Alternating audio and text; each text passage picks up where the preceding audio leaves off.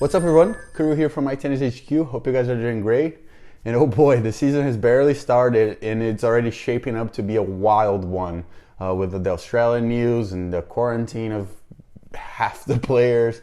It's been a really crazy start of the year, and I'm curious to see the results of the upcoming tournaments because half the players aren't practicing right now. So this will be a really interesting beginning of the season. And this is what this video is about. I want to talk a little bit about my predictions for the 2021 season and some of the hopes as well, things that I wish would happen. Not sure if they will, but I got a couple predictions, a couple hopes. And before I do that, I also want to talk about My Tennis HQ in 2021. We obviously saw a huge growth in 2020 that we weren't expecting, and we're really excited to 2021 for 2021. I think it's going to be a great year, but we will be shifting our content a little bit more. If you followed us from the beginning, you know we did a lot of racket reviews plus instructional videos, but I want to shift more towards the instructional videos moving forward. I do enjoy doing the racket reviews. It's fun playing with new rackets all the time, but I think I am more passionate about teaching, and my time, actually our time for you guys watching our channel, will be more valuable if I focus more on instructional videos, instructional content.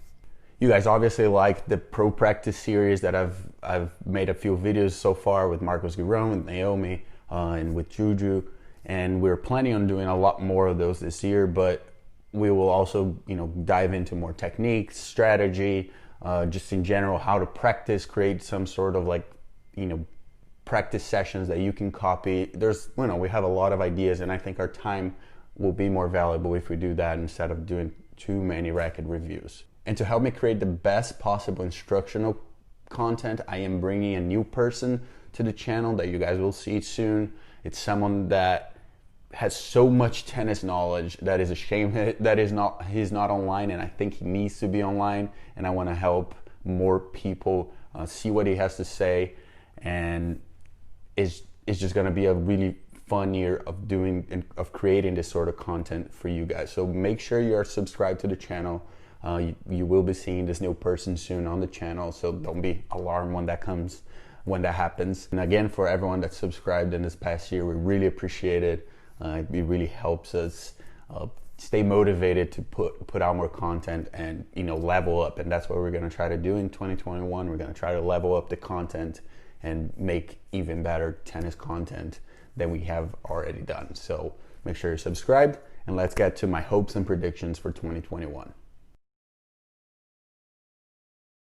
All right, so let's start with the predictions for this year. The first one is that Rafa and Novak will continue to dominate slams. And I know where you're gonna say, no shit, Kuru. Obviously they're gonna do that. They've been doing it for so many years. But, at one point, it needs to stop. At one point, someone needs to replace them. But I, went through the rankings, and I just don't really see it. I don't see that guy who's ready to challenge them, especially in 5 sets. I know Thiem is the one player that has, gotten them in trouble and is getting closer and closer every year. Is one of the most physical guys on the tour. But even him still struggles to beat them if he has to beat them back to back. And I just don't really see the other guys being ready to do that on a best of 5s. Tsitsipas, Zverev, those guys. I really don't see them, taking the crown yet. So I think they're still going to dominate the slams. I don't really see anyone that can take them down this year. Obviously, Raj is out, and there's no one else really that can do it. So I think they're just going to dominate the slams again. Prediction number 2, Naomi Osaka gets back to #1 in the world. I know I'm obviously biased on this one, and I'm not going to get into details about why. Gotta keep the secrets, secrets. But I think she's poised to have her best season yet. So I think she's going to go back to #1 in the world. I think she's probably going to win a few slams, and I think this is going to be her best season. Prediction number 3, Jannik Sinner is going to be top 10 in the world at the end of the year. I might be getting ahead of myself here. Maybe he's not there yet, but man, this kid has the best ball striking I've seen in a long time, just natural ball striker. He's so calm. Like, he's such a calm guy. You see him playing, he's just so cold and calm and collected. So that is a huge plus for someone who's so young as him. And obviously his fitness is going to keep improving. So I'm chalking him as a top 10 in the world at the end of the year. I think he's going to have sort of a similar year as Rublev had in 2020. I don't think he's going to win anything too big, but I think he's going to be consistent. I think he's probably going to win a couple ATPs and move up the rankings. So I predict he'll get closer to top 10 this year, if not in the top 10. And my last prediction, and this is a tough one, is that Federer is going to retire after this season. I think he can still maybe make a run at Wimby, maybe some tournaments that have faster courts, but overall I think Father Time is about to beat him. Tennis, you guys know, has gotten very physical, and Federer has gotten more injuries. A guy that never had too many injuries this past few years, he's had more injuries, and it's just getting tougher and tougher to maintain his body, to play at the level he wants to play. I think he's a guy who obviously knows how well he can play, and I think the moment that he just doesn't feel that he can compete for those big tournaments and compete against the best, he's going to retire. And I doubt that he has a lot more left in the tank, to be honest. I wish he did. I hope I'm totally wrong. Maybe he does like the Tom Brady and goes to like 43 and is playing amazing. But tennis is incredibly physical, and I think this is the year we're going to see Roger Federer gone.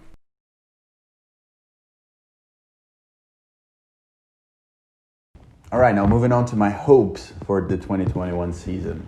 These are the things that I want to happen. I'm not sure if they will, and I'm not sure if anyone's going to even listen to me, but these are sort of like the things that I hope for in 2021 that will make tennis better, more exciting, and just in general get it back out there. I feel like we have had so little tennis in the last 12 months or 18 months that I hope tennis gets back to where it needs to be. So my first hope is that we actually have a 2021 season. As we're seeing in Australia right now, there's no guarantees. Even in Australia, having all the protocols that they've had so far, you just never know. This virus is really complicated. It's spreading. I feel like more and more people are getting it. So I'm hoping that we're actually able to have a 2021 season. Obviously, the big tournaments have found a way to work. The US Open, French Open, the big tournaments seem like, they have enough money to create those protocols and to make everything safe for the players. But challengers and futures are really struggling. Players at the lower rankings cannot compete right now. So it's a bit unfair that, a couple hundred players, 150 players in the world can compete and no one else can. No one else is allowed pretty much to compete. There's, 15Ks, 25Ks here and there, but it's a little more complicated right now to travel and everything. So hopefully things get back to normal so we can have tennis at every level. My second hope is a 2021 of fresh faces. I was scrolling through the top 100 rankings, and you still see so many of the same familiar, like, older guys. They're there, they're great players. The Simones, Verdasco, Lopez, Isner, the guys that are like in their mid-30s. These guys that came up with the big four, and they're terrific players, don't get me wrong, but they're sort of going through the motions at this point. They're making a lot of money. They have the level to stay top 100, even though they're probably not even trying as hard anymore. And I think at this point, it's just not exciting to see those guys. They're not challenging. I would love for the top 100 to be a little recycled. And I think it is happening. There's a lot of young faces coming up to the top 100. Obviously, there's a lot more younger guys in the top 100 already, the next gen dudes, but they also need to do a better job at winning more and being more consistent like those older guys were back in the day. So, but again, just it's gotten a little stale. So many of the same faces for so long. Obviously, the top guys are still winning, and the middle of the pack guys, the guys around 30 to 35, they're just, again, doesn't seem like they have too many aspirations, but to, you know, keep playing and, you know, keep making their money, make their runs in certain tournaments. But it's not really exciting, right? We want, like, you know, some young guys with fire that believe that they can beat this, you know, the older guys, the big three or whatever. So hopefully this year is the year that we see this, a big jump from not just the next gen guys, but the guys that are coming up from the Challenger Tour. And we see sort of a shift in names in the top 100. So we just see new tennis, and we're excited about new players. My third hope for this 2021 season is that tournaments change the court speed a little bit, just have more variation in court speeds. I think every single surface kind of plays the same. It just plays for baseliners. I mean, even on grass these days, it's not for serve and volleyers. It's for the guys that play from the baseline. So it would be really nice if they brought back, you know, the super fast indoor courts, or if grass was really fast again, and then clay was very slow, and, you know, you just have everything in between. I think the court speed variation, I think someone actually commented on one of our videos, they brought that topic up, and I was like, that's, of course, we need that, because then it highlights certain players' strengths, like someone that, you know, has a big serve and volley game, might do well in a certain time of the year, might not do as well in another time, and vice versa. So I just think we need that in tennis. We need to throw players that sort of adversity. It's like court speed changes a little bit. You have to adapt. It's not going to be perfect for everyone. It's just not going to be perfect for all these baseliners. Everyone sort of plays the baseliner game these days. Even, you know, guys that I really like Sinner or Rublev, the new generation, I think they're still playing a very baseline focused game. And I think it would be nice to have different court speeds, just so, you know, people can adapt, and you can it really shows who can make those adjustments, who are the players who are really quality and then can make those adjustments, and the ones that will just kind of, you know, navigate that, where, you know, they're going to lose a lot in the surfaces that they don't like, and they're going to win more in the surfaces that they do like. So hopefully that happens. I don't think it will, but it would be nice if they brought that back, kind of like back in the day. And on this topic of watching tennis, my last hope is that I'd love to see networks experiment a little bit with camera angles, like we saw it on the UTS by Mouratoglou. You know, they put that kind of court angle view that was really exciting to watch. You can really see how fast the balls are going, the shape of the balls. So there's no reason why they couldn't add a couple cameras. Obviously, you keep the normal one from the top, but I think they could experiment a little bit with new camera angles to make it more exciting, make it more visually appealing for the more casual fan that will watch it and be like, whoa, this is really intense, this is really impressive. So I think if they did that, it would really help bring viewership up, and just in general have cooler highlights and things like that. I think you can really go wrong by trying that. So hopefully they learn from maybe UTS and from other events, and do that as well on tour events. So that's it for this video.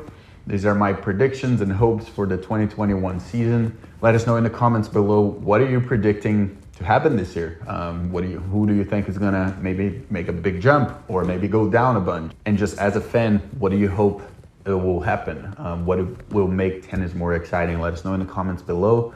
We're looking forward to check those out. Maybe there's stuff that I missed. I'm sure there's a bunch of stuff that I missed. So I'm looking forward to see those comments. And like I said earlier in this video, make sure you subscribe to the channel, because we're really going to level up this year. There's a lot of cool things that we're working on, a lot more instructional videos, a lot more of the pro practice series. So again, just make sure you subscribe. Really appreciate it. And visit mytennishq.com. We got a bunch of new articles out there. We also have the racket profiles. So make sure you check that out. Sometimes you want to compare a couple rackets. We're slowly creating a good database there of rackets. So make sure you go check out mytennishq.com, and I'll see you guys on the next one.